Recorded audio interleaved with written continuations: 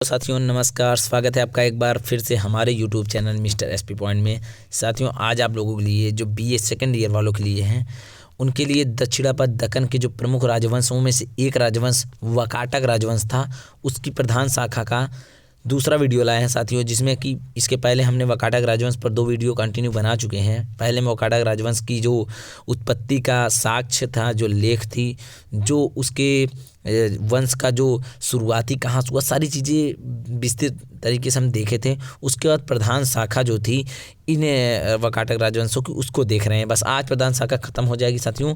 वार्षिक परीक्षा के लिए यदि आप तैयारी में जुट गए हैं तो आप इस वीडियो को लास्ट तक देखिएगा साथियों। चलिए वीडियो को शुरू करते हैं।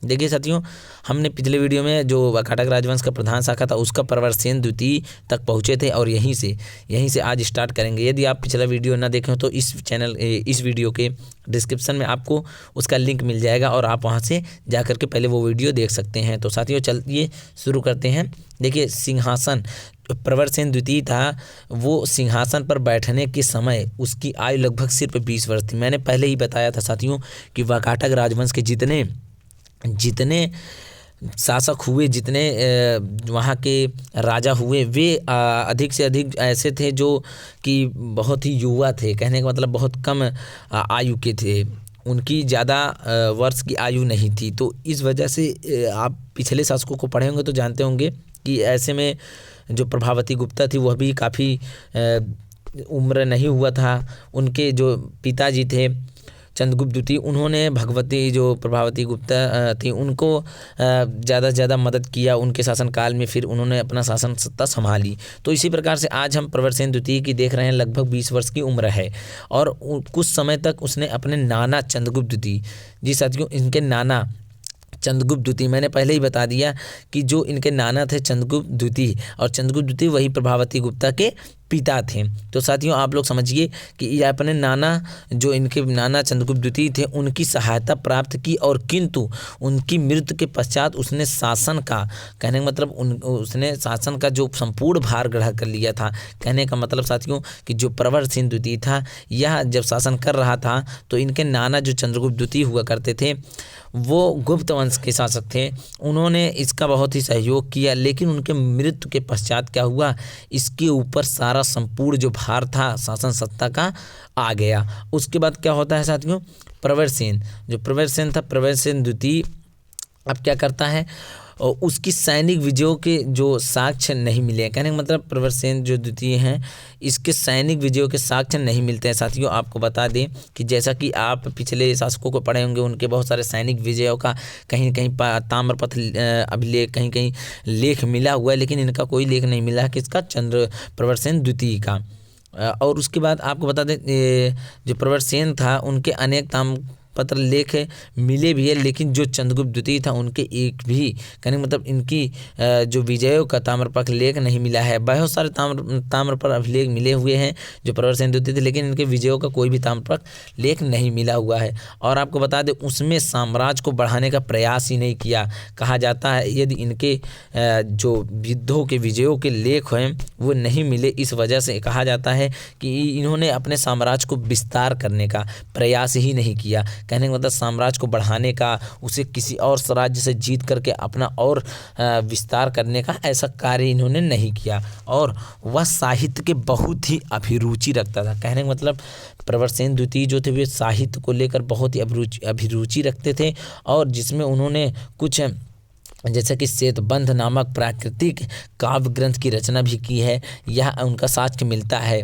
और उन्होंने अपने शासन के अंत में जो प्रवरसेन ने अपने प्रवरपुर नामक एक नई राजधानी बनाई थी। कहने का मतलब अपने शासनकाल के अंत में उन्होंने एक नई राजधानी का निर्माण किया था जिसका नाम था प्रवरपुर, और उसकी स्थापना की, और जहां अपनी राजधानी नंदीवर्धन, रामटेक जो नागपुर के पास का जगह था जिसका नाम नंदीवर्धन था, उसको क्या किया, जो पहले उसकी राजधानी थी उनको स्थानांतरित कर दिया। कहने मतलब जो प्रवरपुर नाम की जगह बनाया, नई राजधानी बनाई, तो पुरानी राजधानी से यहाँ पर अपनी नई राजधानी स्थानांतरित कर दी।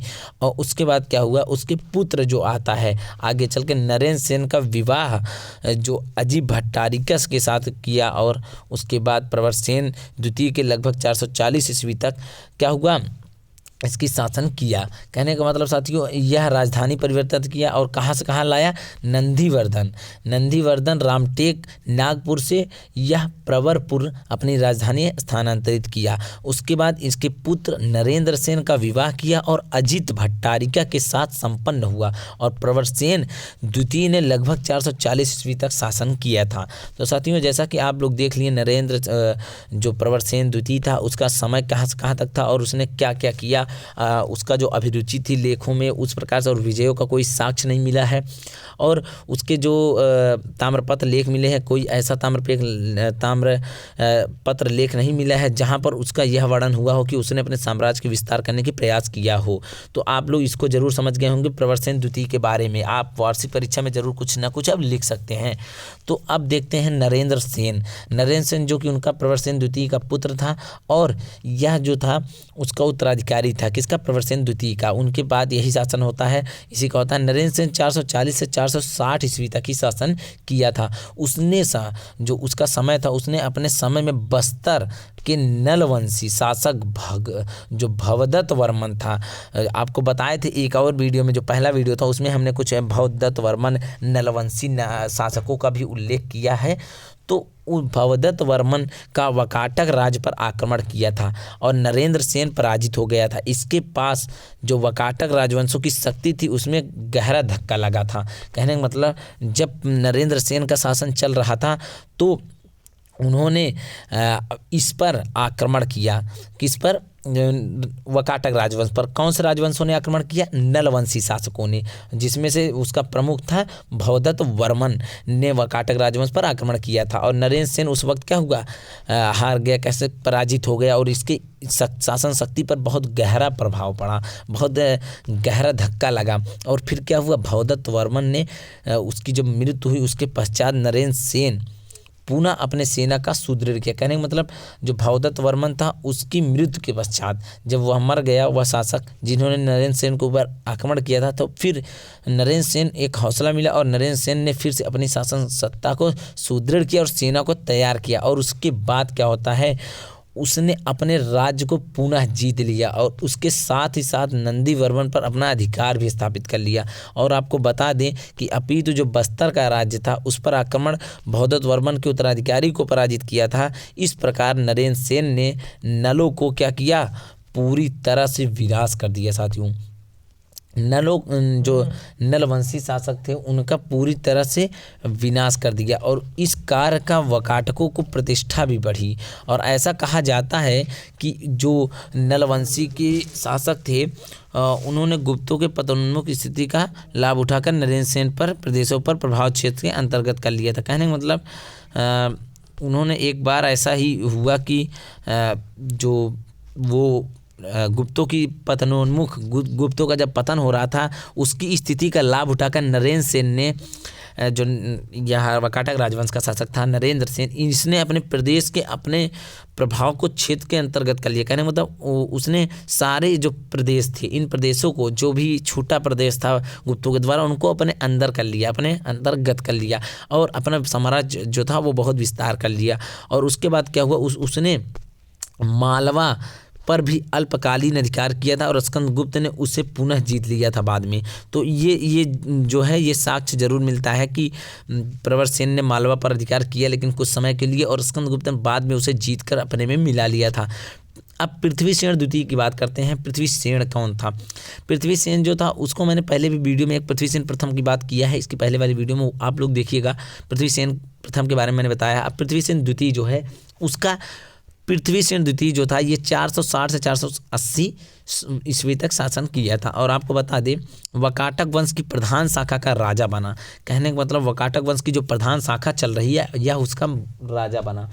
और उसके बाद क्या होता है, बालाघाट लेख से उसे परम भागवत भी कहा गया है और जिसमें स्पष्ट कहा गया है या होता है, स्पष्ट होता है कि वह वैष्णव धर्म को मानने वाला था। लेकिन क्या हुआ आगे चलकर, उसने नल और त्रिकुटुक जो दक्षिण गुजरात वंशी राजाओं के विरुद्ध क्या हुआ, उनके विरुद्ध सफलता प्राप्त की और तथा उसके आक्रमणों से अपने रंश को बचाया। कहने का मतलब उन्होंने जो पृथ्वीसेन द्वितीय था, इसने क्या किया, नलवंशी या वैष्णव धर्म का जो मानने वाला था, उसके बाद यह अपने समय में उसके शासन में जो धर्म मानने वाले और थे, नल और त्रिकुटक राजवंश जो थे दक्षिण गुजरात के एरिया में, उन राजाओं के विरुद्ध अपनी सफलता प्राप्त की और उनके आक्रमणों से अपने राज्य को हमेशा सुरक्षित रखा और बचाया था। कौन, पृथ्वीसेन द्वितीय। इस प्रकार वकाटकों की प्रधान शाखा का अंतिम शासक था। कहने का मतलब यहीं से आज वकाटक राजवंश की प्रधान शाखा हम समाप्त करेंगे साथियों। यह वकाटकों का राजवंश का जो प्रधान शाखा थी उसका अंतिम शासक था और उसका राज्य वसीम शाखा, कहने का मतलब उसका जो उसके बाद जो यहाँ का राजा बना वह वसीम शाखा के हरिसेन के हाथों में चला गया और इसके बाद यहीं से आपका ये समाप्त होता है वीडियो। तो साथियों हमको आशा है कि वीडियो छोटा था लेकिन आपको पूरी अच्छे से देखिए समझ में आ गया होगा किस प्रकार से हमने वकाटकों की पूरा समाप्ति तक ले आए आपको, उनकी वकाटक की उत्पत्ति से लेकर के उनके मन में जो उनके बाद जो प्रधान शाखा बनी वकाटक राजवंशों की, उस पर 2 वीडियो लाया मैं, तो उसको भी बताया। तो वकाटक राजवंश 3 वीडियो हमने देखा और उसके बाद आगे चल के इसके आगे जो भी शासक और जो भी वंश आते रहेंगे, जो भी राजवंश नए नए हैं, सभी को हम पढ़ेंगे। तो साथियों आपको एक बहुत महत्वपूर्ण बात बता देते हैं कि हमारे यूट्यूब चैनल पर प्राचीन इतिहास, जो भारतीय इतिहास आप देख रहे हैं, इसका बहुत सारे वीडियो अपलोड हुए हैं। आप प्लेलिस्ट में जा कर के हमारे चैनल को प्रोफाइल खोलेंगे तो वहाँ प्लेलिस्ट बनी है। प्लेलिस्ट में अलग अलग विषयों की अलग अलग पार्ट जो पेपर हैं उनका फाइल बना हुआ है। वहाँ से आप जा कर के सभी विषयों की जो भी वीडियो अपलोड हुए हैं देखिए वीडियो। और जल्द ही यदि आप पूरा लेक्चर देखे रहेंगे हमारा, तो उसी के बेस पर मैं बहुत जल्दी सॉल्व कराऊँगा जैसे ही एग्ज़ाम की डेट आ जाती है। साथियों ऐसा लगता है जो एग्ज़ाम की डेट आई हुई है वो डेट चेंज होगी और हो सकता है उसी डेट पर ऑनलाइन एग्जाम हो या ऑफलाइन एग्जाम हो, किसी भी तरीके से इस बार एग्जाम होना तय है। तो इस वजह से आप हमारे चैनल से बने रहिए, अपने साथियों को ये वीडियो शेयर करिए यदि उपयोगी लगा हो और आप वीडियो को लाइक करके जाया करिए। साथियों ऐसे ही वीडियो लगातार पाने के लिए चैनल को सब्सक्राइब करना मत भूलना, बेल आइकन जरूर दबा देना जिससे कि आपके हमारे हर एक वीडियो के नोटिफिकेशन पहुंच जाएंगे। तो साथियों चलिए आज के लिए बस इतना ही, मिलेंगे नेक्स्ट वीडियो में।